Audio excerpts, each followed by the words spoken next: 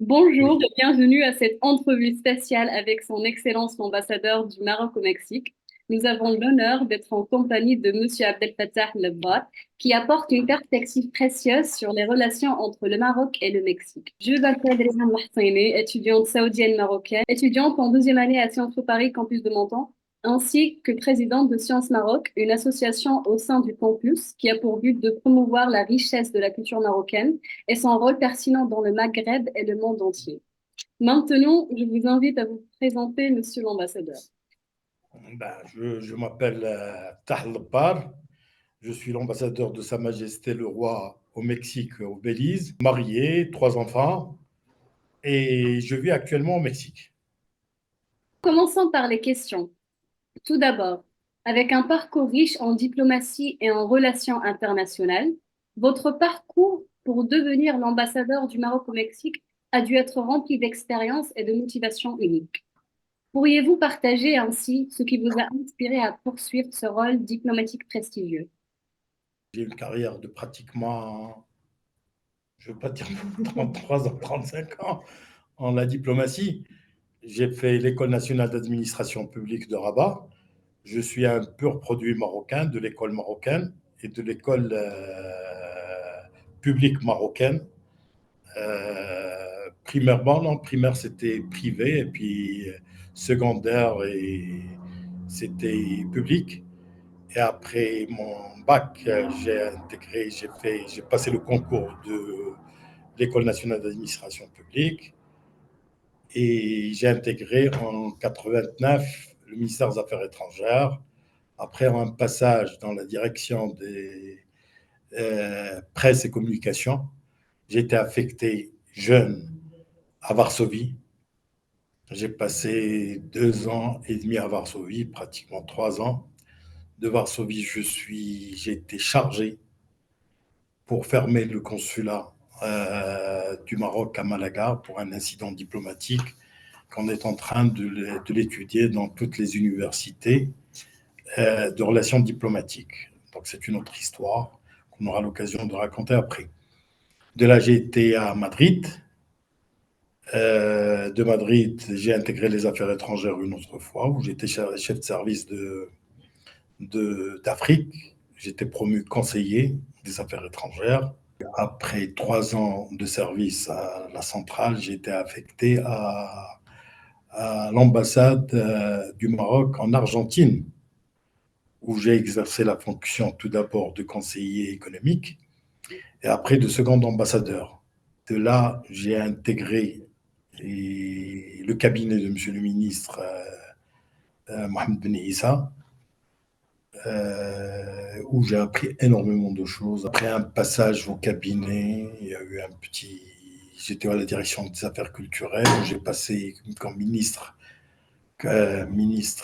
plénipotentiaire au ministère des Affaires étrangères. C'est un cadre qu'on a au ministère. Et de là, j'ai été chargé pour ouvrir le consulat général du Royaume du Maroc à Palma de Mallorca. Mhm. Palma de Mallorca, j'ai passé comme conseiller économique à Madrid. De là, j'ai été consul général à Tarragone. Ensuite, consul général à la Costa del Sol.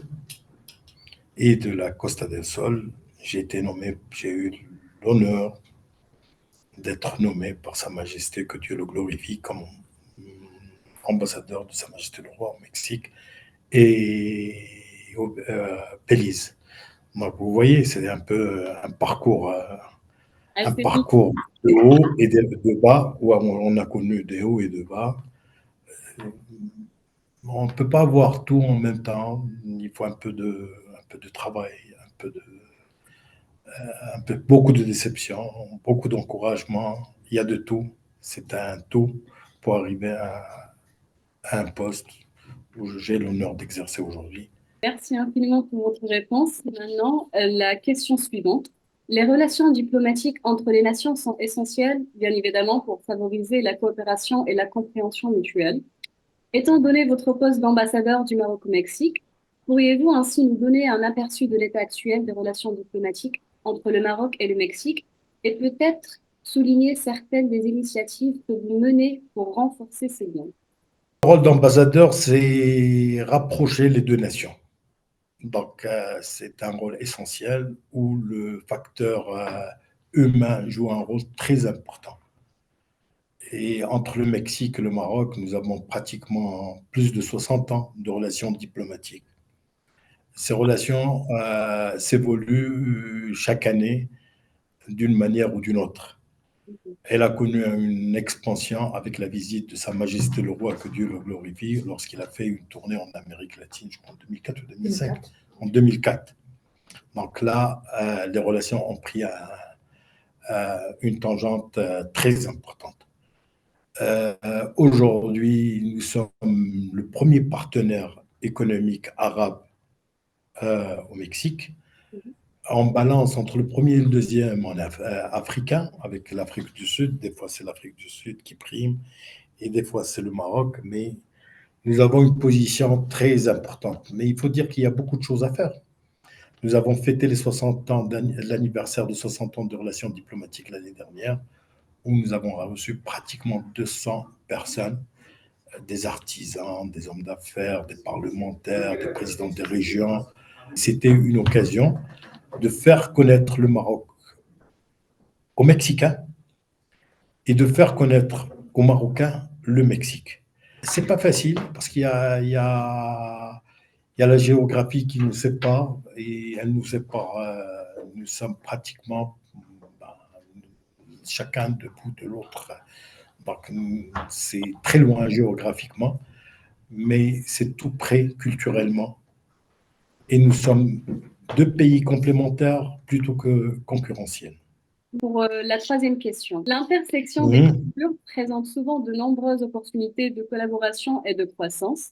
Et de votre point de vue en tant qu'ambassadeur du Maroc au Mexique, pourriez-vous ainsi élaborer sur les principales opportunités de collaboration entre le Maroc et le Mexique, tant sur le plan économique que culturel, et peut-être partager quelques exemples de succès dans tel domaine? Le Mexique a une position très privilégiée avec les États-Unis. Ils Mhm. ont pratiquement 3500 kilomètres de frontières. La majorité d'échanges économiques se fassent avec les États-Unis, c'est un marché très important, un marché qui a un pouvoir d'achat très important. Donc, ils se focalisent énormément sur l'échange. Pour vous donner une idée, c'est 87% de leurs relations économiques se fait avec les États-Unis. Et 13%, c'est pour le monde entier, pour la Chine, pour la France.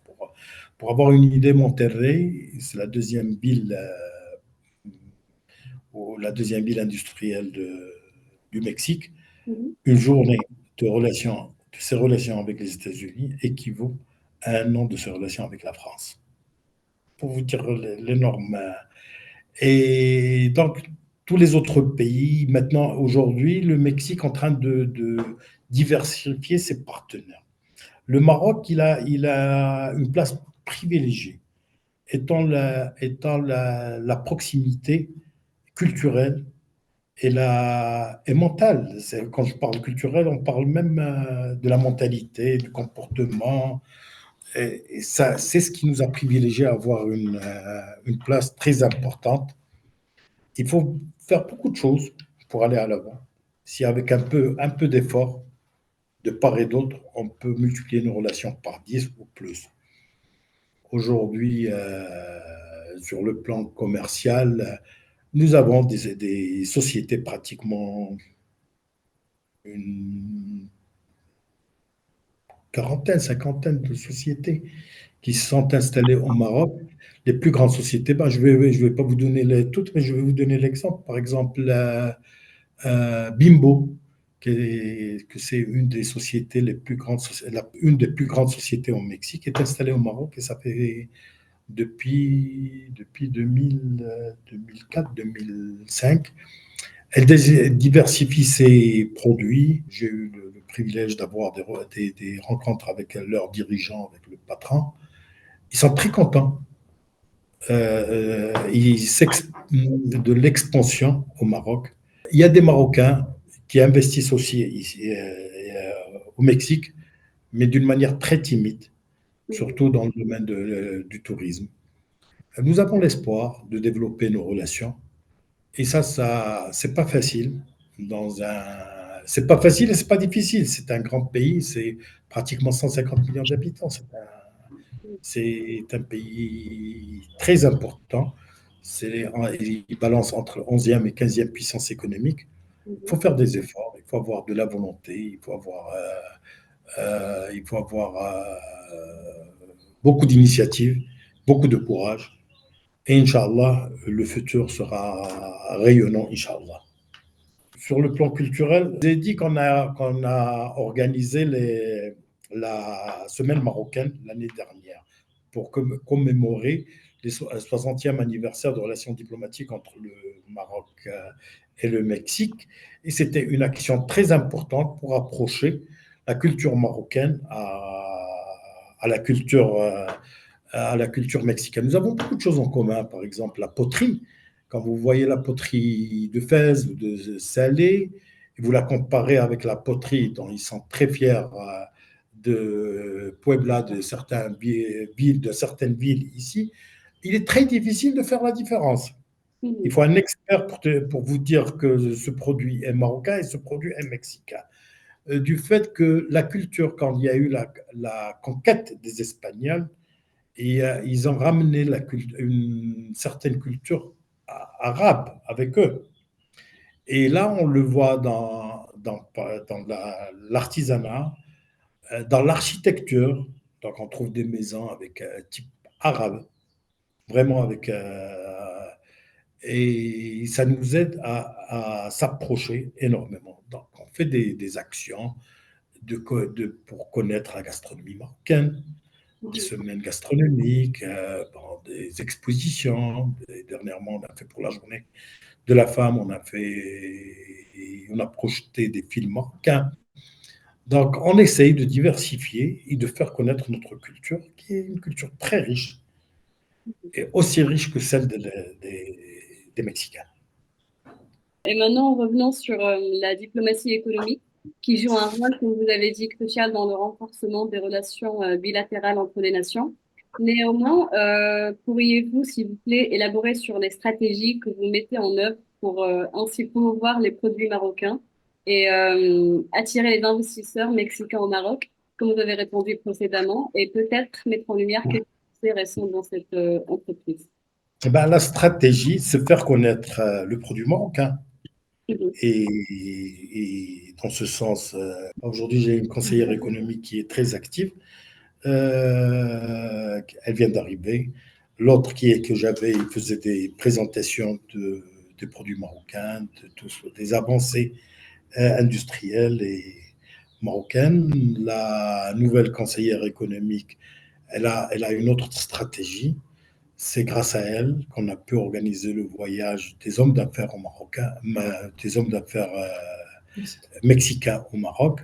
On a eu on a eu le plaisir de recevoir le président du patronat qui a été accompagné avec une vingtaine de personnes, d'investisseurs mexicains de grand calibre.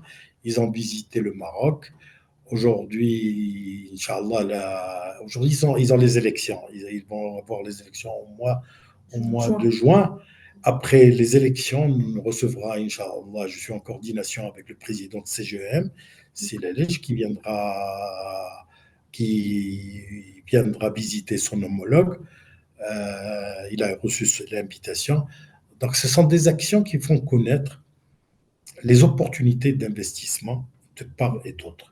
De même, Madame la conseillère est en train d'organiser une mission de femmes d'affaires. C'est une première. Les femmes d'affaires mexicaines qui vont aller au Maroc. Elles vont signer un partenariat avec les femmes d'affaires marocaines. C'est cette dynamique qui va créer un climat propice pour les investissements de part et d'autre et d'échanges commerciaux. Nous sommes un peuple, quand on se donnait le dos l'un à l'autre, on ne se connaissait pas. Nous avons les mêmes défis Mhm. et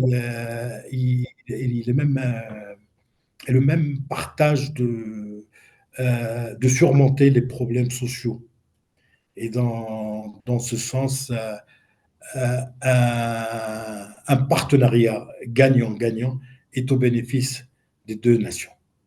Maintenant, revenons toujours sur cette question pertinente de collaboration. Comme vous le savez, le Maroc a été loué pour ses avancées en matière d'énergie renouvelable et de développement durable. Et selon vous, comment collaborez-vous avec le Mexique dans tel domaine et quelles idées ou meilleures pratiques des initiatives marocaines pensez-vous pourraient bénéficier au Mexique dans sa quête de développement durable? Les Mexicains sont très intéressés par notre expérience dans l'énergie renouvelable.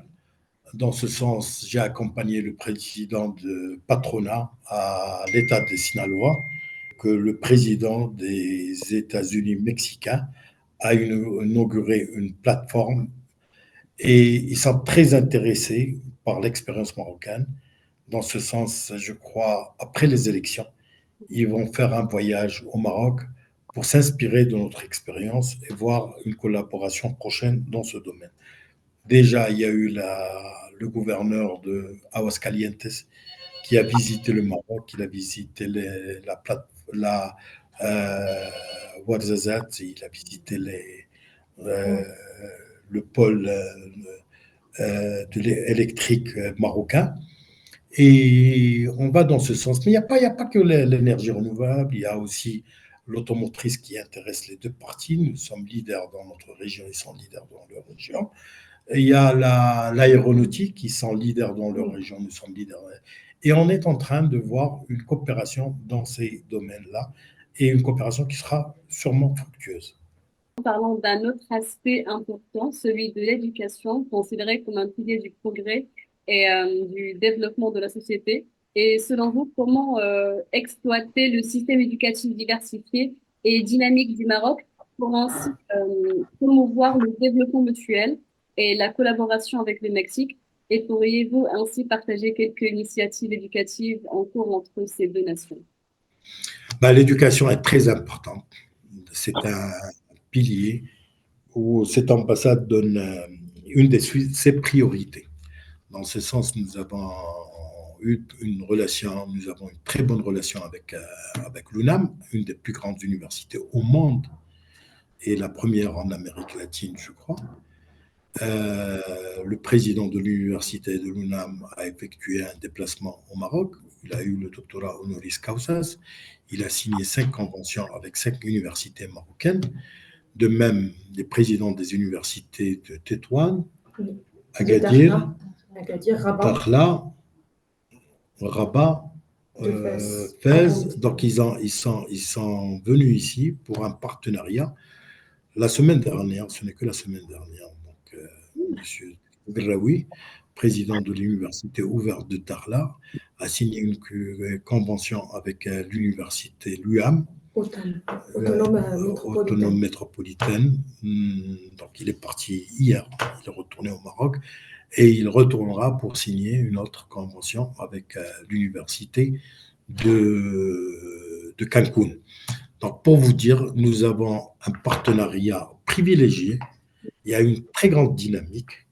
On va signer avec Monterrey, on va signer avec Aguascalientes. Il n'y a pas que ça, nous avons participé à des activités culturelles. Par exemple, pour la première fois, nous avons participé à la foire du livre des,